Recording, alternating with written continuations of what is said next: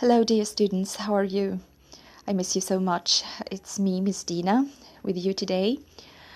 All right. Today I'm glad actually to present to you one of the most beautiful poems in English poetry in general. And this poem is called Ozymandias. Actually, today I'm not going to give you questions and we answer them as we do in the classroom. All right. No, actually, I'm just going to explain it to you, clarify many points and many important points that will help you later on when I give you the questions as an assignment. They will help you, of course, to better understand them and to be able to answer them in a correct way. All right. This poem, Ozymandias, is by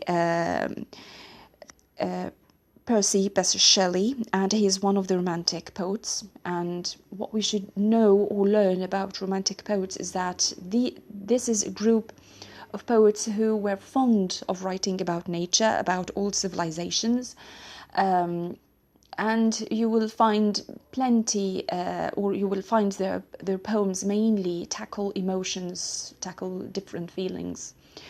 And perhaps you know one of those poets. If I don't know if you know him or not, he's called William Wordsworth, and one of his poems was The Daffodils. I don't know if you are acquainted with that or not. All right. Anyway, let's move to this poem. All right. I'm going to read it first, and then we'll try to paraphrase it a bit. Ozymandias. I met a traveller from an antique land, who said, "Two vast and trunkless legs of stone stand in the desert. Near them, on the sand, half sunk, a shattered visage lies, whose frown and wrinkled lip and sneer of cold command tell that its sculptor will those passions red, which yet survive, stamped on these lifeless things. The hand that mocked them, and the heart that fed, and on the pedestal these words appear. My name is Ozymandias, King of Kings. Look on my works, ye mighty, and despair. Nothing beside remains, round the decay of the colossal wreck, boundless and bare, the lone and level sands stretch far away." Okay, of course you will need to read it one more time. Okay, but I don't want actually to make this video a very long one. So let's look very quickly at this poem and see what it means.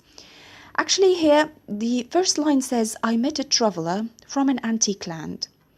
Okay. When I read something like this, what impression do I get? Is it like a poem that starts by talking about feelings or about emotions, or what? What does it tell here? What does it state for me as a reader? Well, I met, and of course, as you can see, there is a tense here, which is the past tense.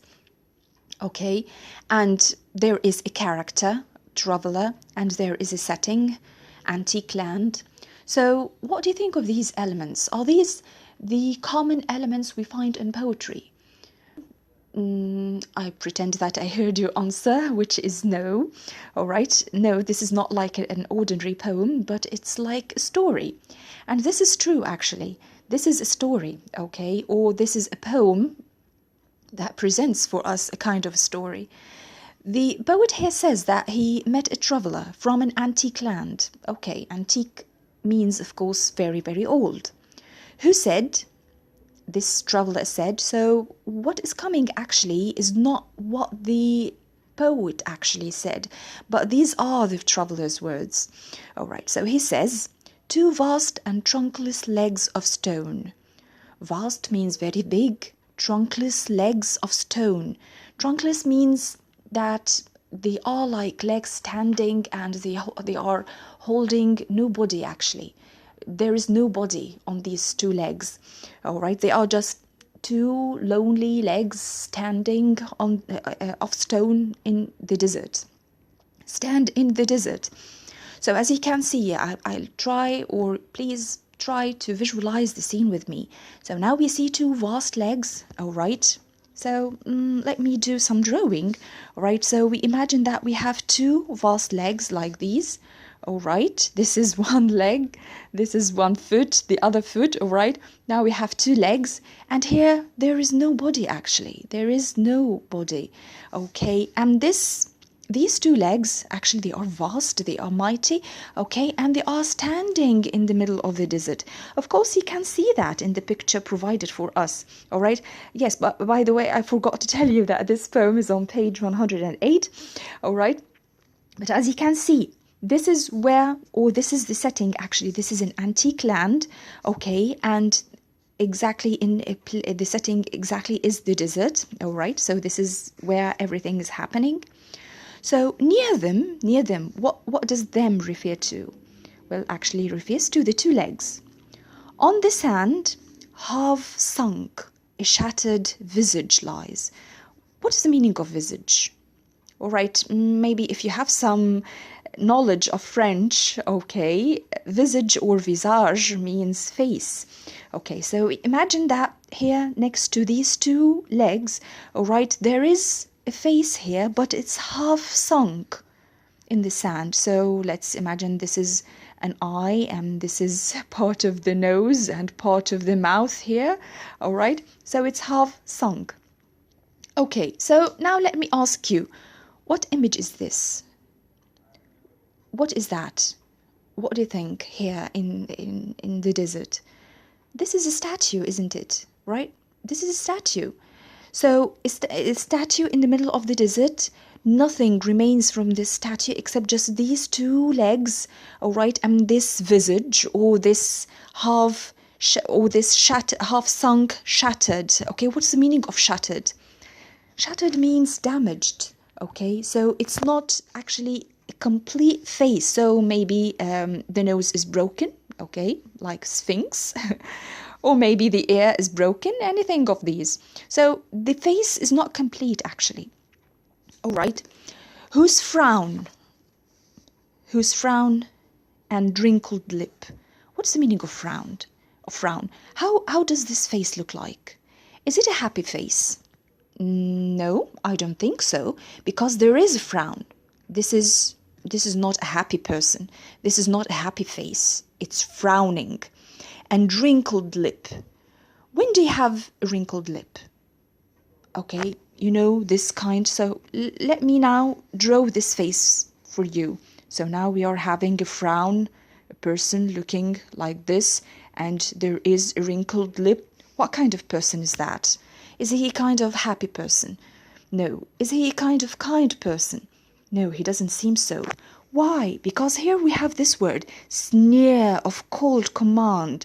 All right, you know, this face, or this impression that he gives for us, there is a command. Okay, he's the kind of person who keeps giving orders. All right, and he's very cold person. Cold means that he has no feelings, no passions at all. All right, so here, cold command, of course, as you can see, the repetition of the k. Here, how this delivers to us the feeling of being so harsh and like a very ruthless person. All right. So all these descriptions, the legs, the face that is shattered, all these impressions that this face delivers, all right, tell that its sculptor will those passions read. So it seems that the sculptor, or the person who built or who made this statue, read those passions very well, knows this king, or knows this person, the owner of this statue very well, to the extent that he could like engrave all these impressions on him, the frown, the sneer, this near cold command, okay, the wrinkled lip, all these expressions, he's able to do them, okay. So which yet survive, stamped on these lifeless things. What do I mean by lifeless things? What do these two words, lifeless things, refer to? Actually, they refer to these stones, okay, from which this statue is made, all right, the legs, the face, okay. So on these lifeless things, despite the fact that these are things made of stone and that they are lifeless, but they successfully deliver the whole knowledge and the whole impression about this person. Okay, so from this person we can now understand that he is a very ruthful person. All right, so let's write some adjectives. He's very ruthless person. Okay, he's very cruel. Okay, he's very cold, and he likes to give orders all the time. All right, he's not a kind person at all. All right, libelous things. The hand that mocked them means that the sculptor, the person who like built the statue, and the heart that fed. And on the pedestal, these words appears. Okay, what do I mean by pedestal? If you go to any museum, all right, the base, you find under the statue, you find something, all right, like this, which is called the base, all right, base or pedestal. So what is written under this pedestal? Let's see. Here we have actually a quotation. But this quotation, whose quotation is this? Who is saying these words? Is it the traveler? No. Is it the poet Shelley? No. So let's read them and see. My name is Ozymandias, King of Kings. So who's telling these words? Who's saying these words? It's Ozymandias. It's the person, all right? The owner of this statue, actually. All right, Ozymandias, King of Kings. What do you think of this when he says King of Kings? Isn't this like, or does this show that he's a kind of arrogant person? He's very, very arrogant, all right, to label himself as the King of Kings. Not just a king, all right, but the King of Kings. This is so arrogant, actually. All right, and even the way he's expressing it shows how aggressive this person is, all right. Look on my works, you mighty and despair. Look on my works, look at my works. All right, now let's imagine the setting again. We have this statue and it's scattered, it's shattered like this, all right, and it's in the middle of the desert. There is nothing actually around it, all right. So, and see what he's saying, look at my works. Are there any works?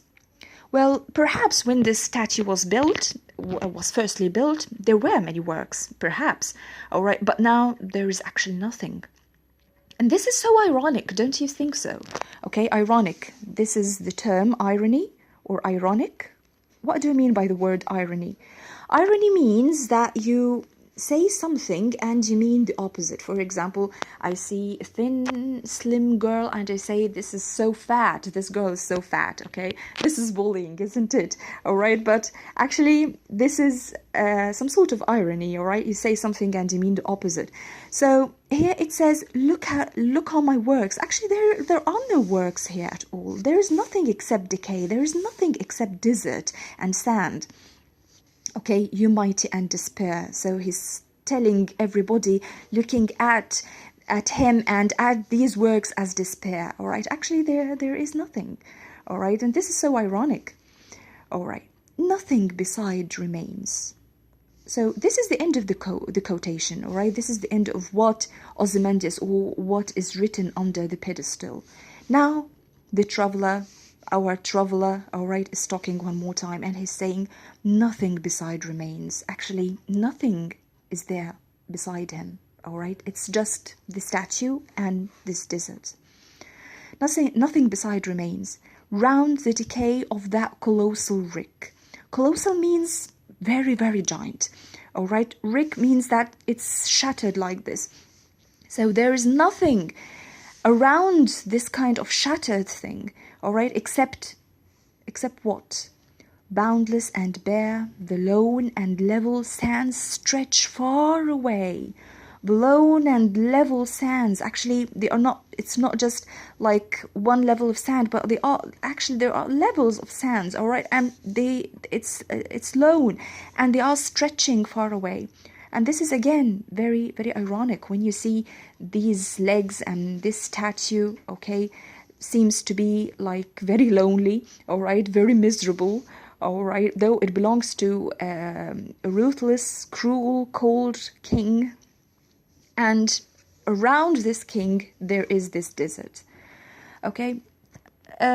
So this is actually the paraphrase of the poem. Of course, there are plenty of things that we need to look at, all right? I'll give you an opportunity to look at the questions I'll provide to you next time, okay? And see how far you could understand or you can answer the questions from the explanation I provided to you now. But there are certain things I need you to look at. The rhyme scheme.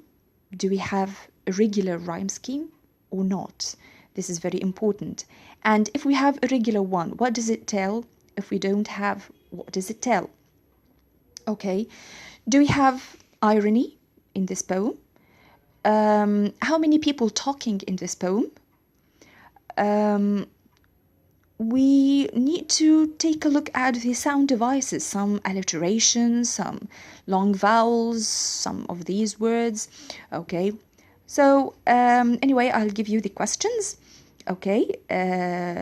Maybe tomorrow, but I'll just leave you today with the poem to look at it and to like contemplate a bit in it, all right? And then I'll give you the questions tomorrow and see when you will be able to answer the questions. All right, thank you so much, girls, and thank you for listening to this video.